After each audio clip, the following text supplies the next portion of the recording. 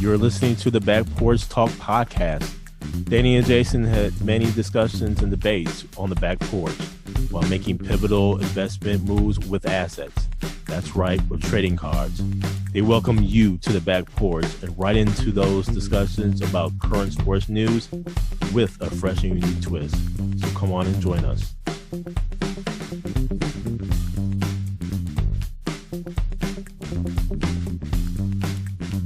Welcome to the Back Porch Talk podcast. I'm your coach, Jason. Coach, Danny. And we got a good show for you today. First, NBA trade deadline. What did the Bucks do? A little bit Formula One talk, and we have an interesting trading card scenario. But first, Danny, into the trade deadline for the NBA, where actually the Milwaukee Bucks, they did make a move. Not necessarily the big move that we were seeking, but a move nonetheless, and where they have acquired Pat Beverly from the Philadelphia 76ers for Cameron Payne and a second round pick in 2027. Danny, this pick is not, again, the one that we wanted, but it could be one that we somewhat needed. We needed a pesky defender on the perimeter. I think we got that in Pat Bev. Hopefully his 35-year-old legs can hold up. His 6'2" frame is slight, but nonetheless, I think anytime you can get a all-pro defender over the course of his career, that doesn't necessarily go away from you. Interesting move by the Bucks. I think this is definitely a Doc Rivers move. Obviously, Pat Bev has played with Doc in LA and in Philly. I think it has improved us a little bit, not much, but we'll see. What say you about this trade, Danny? Yeah, Jay, that was what I texted as well. I was like, this one had Doc Rivers' hands and input written all over this trade. Yeah, you just didn't know what they're going to do because with all the shakeup with Doc coming in and what the plan was, and it sounded like they were trying to do some moves. There are a lot of rumors around Bobby Portis, and I thought that would have been a mistake, honestly, just because Huge mistake. His toughness and his all-around game. Because if something goes down, something happens to Giannis, Bobby Portis is not Giannis, but he can at least fill in and be a suitable backup to hold him over in case something like that happens. So glad they didn't move Bobby. Pat Bev is someone he's a veteran leader, very vocal. I'm not sure how that'll play in this locker room. Pat Bev's a veteran. He knows how to win. And we'll see what it can do for the Bucks. He's not an offensive threat at all. So that could open some things up on the offensive end where they don't have to share the ball that way. But he's more of a bench player at this point, I would say, than anything on this team. See, it may be something that they're looking to shake the locker room up a little bit and get some juice in there. So it could be something that way internally that they're trying to do to get the team going. And I read an article in where Doc Rivers challenged the Bucks defensively and really challenged Brook Lopez, who's been out for the past few games here for personal reasons, but it challenged them in terms of talking more on the court. Mm-hmm. And I guess at this juncture with the Bucks, y'all didn't do that in your championship run. You didn't do that last year. You didn't do that earlier this year. So I guess to me, it's kind of like, in my opinion, there has to be some solid foundational defensive principles. Mm-hmm. And for the Bucks, for this article to come out and where Doc is challenging them, to me, speaks volumes just to how bad they were from a foundation standpoint. But more importantly, man, just from this is basic basketball. Yeah, it's basic communication. Basic communications. We did that back in the day, man. I mean, I don't get it. I don't get it. So we'll see. But I will say, even though they're 1-4 under Doc, they have been playing better defensively. Mm-hmm. Their scoring defense is better, and I can see them improving. But I don't know if it's going to be enough time for them to really pull this together. And the reason why I say that, Danny, because also in today's NBA deadline, I mean, you have the likes of the New York Knicks making big trade here for Bojan Bogdanovic out of Detroit. And so right now the Knicks actually get Bojan Bogdanovic as well as Alec Burke in exchange for Quentin Grimes, Malachi Flynn, and Evan Fournier. And Ryan, I can't pronounce his last name, but and 2 future second round picks. And they're going to Detroit. And so the Knicks have gotten even better offensively. And they already have a defensive presence. And so now you have Bojan, who's a 3-point threat. He can knock it down from anywhere. And it's just going to be really interesting to see how the rest of the season the Knicks really kind of pull this together. But I'm liking what the Knicks did here, man. They are going to be a hard out in the playoffs. What say you, Danny, about what the Knicks did here? It's depth, Jason. It's quality depth they added. You get a score, 2 scores actually. You think of Burks as well, because he can shoot it pretty well. But it's just depth, and I'm curious how Thibodeau runs this rotation. But if you notice, the Knicks have been doing these trades and improving the roster over the season. Under everyone's nose. It's one of those things where when they get to the playoffs, they have multiple players that can do it. So if someone's off, like Brunson's off or OG's off or whatever the case may be, they have a number of players. DiVincenzo's been playing out of his mind right now. They have a number of players that can step up and have experience in the playoffs. Not a lot, but they have, they've been there. So they're going to be one of those teams. We'll have to watch them and see how they mesh after this trade and how Thibodeau runs the rotation and how he plays the bench. But that's great. That's a great piece to add to the team that can start or come off the bench for him. And they need that quality depth because, as we all know, Tibbs can really run players to the ground, especially in the regular season, man. And the playoffs, they just be no good. So this is a great pickup for the Knicks. And I'm going to say this, Danny, I can see even in the off season, the Knicks are a very attractive team. And whoever's a big free agent, they're going to actually start looking at the Knicks to really, potentially come on board. So we'll see, man. But I'm impressed with what the Knicks did, and I'm also impressed with what the 76ers have done here. The 76ers actually gets Buddy Hield, man. And this is another big move by the Sixers. And the 76ers actually are getting Buddy Hield from the Indiana Pacers for Marcus Morris, Korkmaz, and 3 second-round picks, man. And this was, I think, a trade that the Sixers needed. Once they get Embiid back, this is just going to be a really good fit for the 76ers. They're going to be a tough out as well. And I would just say the East Coast teams really put it down for this trade deadline.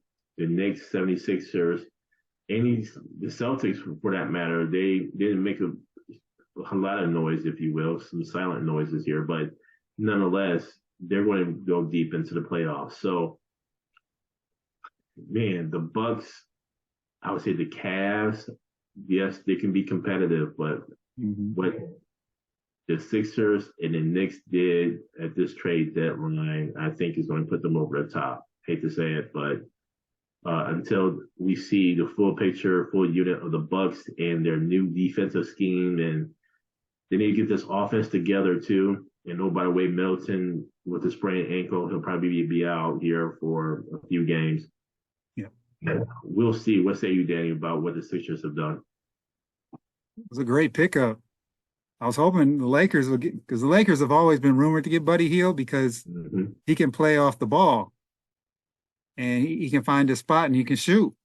And in this league, if you get someone like that can knock it down, that's huge. And so now Embiid and Maxey get another piece that can play off of them.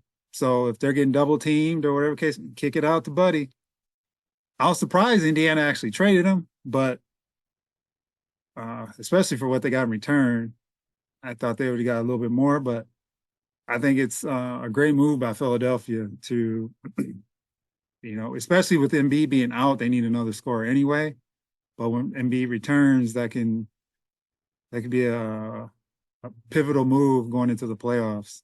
One other move that was made by the Milwaukee Bucks was that of Robin Lopez being traded to the Sacramento Kings along with cash, and the Bucks didn't get anything in return.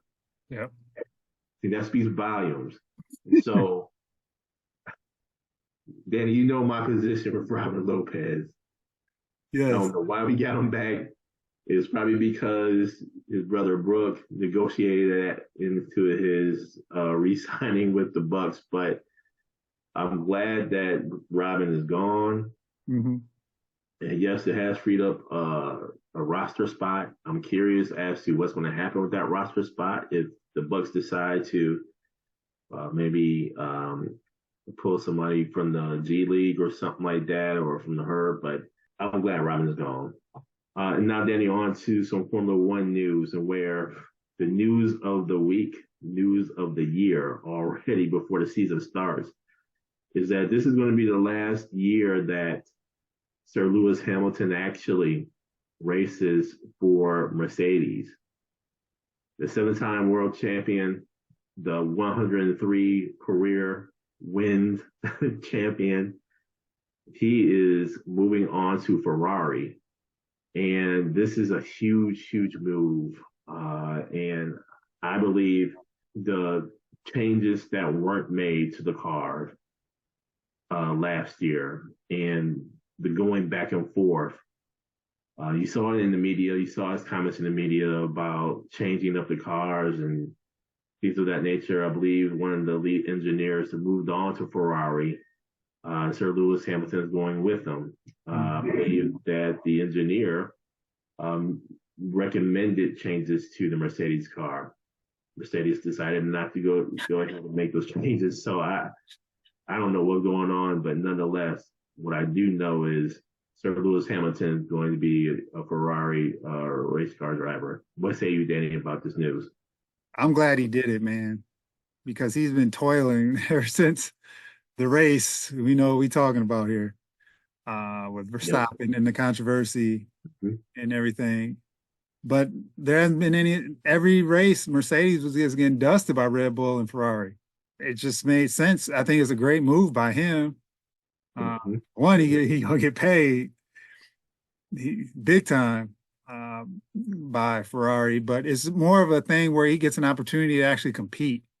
Because you see Leclerc always up in that top three, and his voice, Mercedes wasn't listening. Basically what you said, and we're listening to him, and the results were shown on the track. So now he gets a fresh opportunity. He finishes with Mercedes this year, like you mentioned, and 2025, man, see him in that red. Because I was tired last year of seeing the same results. Yeah. Every time it was Verstappen. Exactly. It was just Red Bull and Ferrari. Yep. Just dusting everybody. So now he gets an opportunity to actually compete. And wouldn't it be something this year to actually Mercedes make some changes? I don't expect too much, and we'll see what he can do in his last year with them. But congratulations to him. Well, I'm gonna say this though too, Danny, with regards to Ferrari, my hope is that Ferrari, from a pitch strategy standpoint, gets it together. Mm-hmm. Last year and the year before they have been absolutely terrible You ain't lying. in their pitch strategy. And so my hope is that they go through strategy talks before the race and they have a successful season strategically, because the strategy, I mean, it has been absolutely horrid. And so my hope is that Sir Lewis Hamilton brings along that championship experience and mindset to Ferrari to really kind of help them with that strategy. So Mm-hmm. we'll see. And then we have a big game on Sunday. Big game, Super Bowl, Kansas City Chiefs against the San Francisco 49ers. Who you got? Jason, I have a bad feeling about this game because you know my disdain for Kyle Shanahan. And everybody is picking the Chiefs, man. I'm like, come on now, y'all. I'm going with the Chiefs. It's just because I can't cheer for the 49ers in this scenario. Like I said, I have a bad feeling about this, but I'm going to go with the Chiefs. And I feel the Chiefs defense, if they can get to Brock Purdy and rattle him, that's going to be the key to winning this game. If they let Brock Purdy have time and pick them apart and let, McCaffrey do his thing, it could be a blowout, honestly. So I think defense has to step up for Kansas City in this case. Mm-hmm. And those ancillary players from Kansas City need to make some plays. So let Rashee Rice and Kelsey do their thing, but need like an MVS or someone like that to step up and make a play. So I'm going to go with Chiefs, man. How about you? Can the Kansas City defense hold up? Can they get a pass rush? Keep in mind, the defensive lineman Charles Amonahu tore his ACL in the AFC Championship game. And so can there be pressure put on Purdy here in this game? Those two things are what I'm going to be looking for. Along with that, I know you're going to hate to hear this, Danny, but the 49ers got some offensive weapons. Oh, I know. That's no problem. And I just think that it's going to be hard for Kansas City, I believe, if they don't get a pass rush up front. I think it's going to be hard for Kansas City to actually cover everybody. Mm-hmm. I think Killis is going to do what he does. And this is going to be a very interesting game of the tight ends. This is going to be a hard one, man. I'm actually leaning a little bit towards the 49ers on this one because of those offensive weapons. But I'm just curious about this pass rush. Yep. At the same token, man, it is hard to go against Mahomes. I've done it before and got scorched. I do believe, though, this is going to be a high-scoring game. I think it's going to be one of those high 20 games, maybe low 30 games on both sides. Mm-hmm. And honestly, I think it's only going to be won by a field goal. I think it's going to be that close. This is a hard one, man. I'm leaning towards the 49ers on this one to get a little get-back revenge from previous Super Bowl. Man, this is going to be a good game. Mm-hmm. And it's going to be a great halftime show as well. Yeah, and now getting on to a trading card scenario. Who we got? Jason, tonight's trading card scenario is Tyrese Maxey's 2020 Panini Prizm rookie card for Trae Young's 2018 Panini Prizm rookie card. Couple quick bios. Tyrese Maxey was the 21st overall pick by the Philadelphia 76ers out of Kentucky. And Trae Young was the 5th overall pick by the Dallas Mavericks in the 2018 draft out of Oklahoma and was ultimately traded for Luka Doncic. So Tyrese Maxey, one-time All-Star, career averages 17.4 points, 2.8 rebounds, 4 assists a game. Trae Young averages 25.7 points, 3.6 rebounds, and 9.6 assists per game in his career. Jason, who do you want in your portfolio? Danny, this is an interesting one, man. Trae Young doesn't play any defense. I mean, he was highly touted coming into the NBA for his offense, for a three-point be similar to Steph Curry, but at least Steph Curry tries on defense. Trae Young did get to the conference finals against the Milwaukee Bucks, and the Bucks went ahead and did what they had to do. Yeah, you can't forget Trae Young actually going up against the Knicks in that playoff run and doing what he did. Maxey, man, is just a nice player, man. He plays both sides of the ball, speedy guy. And I think, honestly, the Sixers are going to make a significant run here this particular season. They're going to have to, because I don't think Embiid's body is going to be able to hold up in the next couple of seasons. Mm-hmm. I'm taking Maxey, Danny.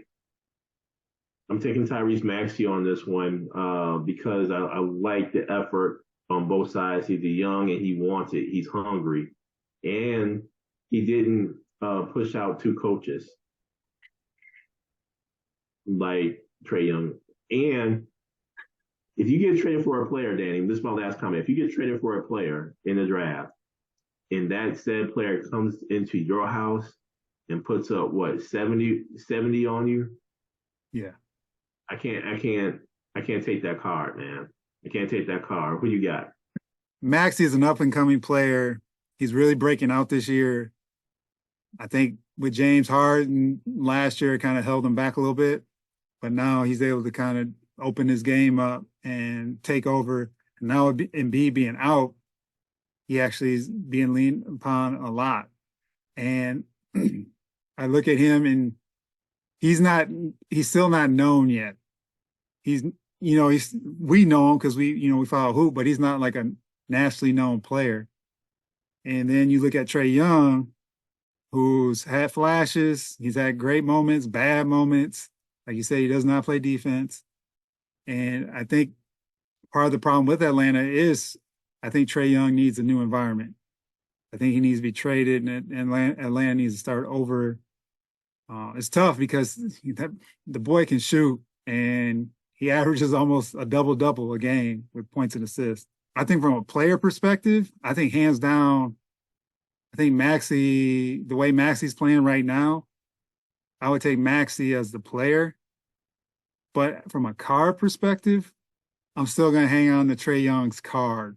I got to ask you this, though, Danny. I got to ask you this. Mm-hmm. Who do you think is going to win a championship first? Oh, I would say Maxey over Trae Young, unless Trae Young gets moved to an environment where he's not the focal point and he can kind of play off somebody. Because I thought that was this year with, bringing DeJounte Murray over there, but they're still not getting it together. But the card, Trae Young's a better known person from a player's perspective. He's been around longer. I think over time, Maxey can take him over. Like you said, once if they do some damage in the playoffs, at least this year. So I'm going Trae Young's card, but Maxey as the player. Thank you for joining us at Back Porch Talk Podcast. You can also join us on Twitter by tweeting us at @back_podcast. For more information, you can go to our website, which is backporchtalkpodcast.com. You can also email us at backporchtalkpodcast@gmail.com. Again, thank you for joining us, and remember that there's enough hate in the world, so go ahead and spread a little love.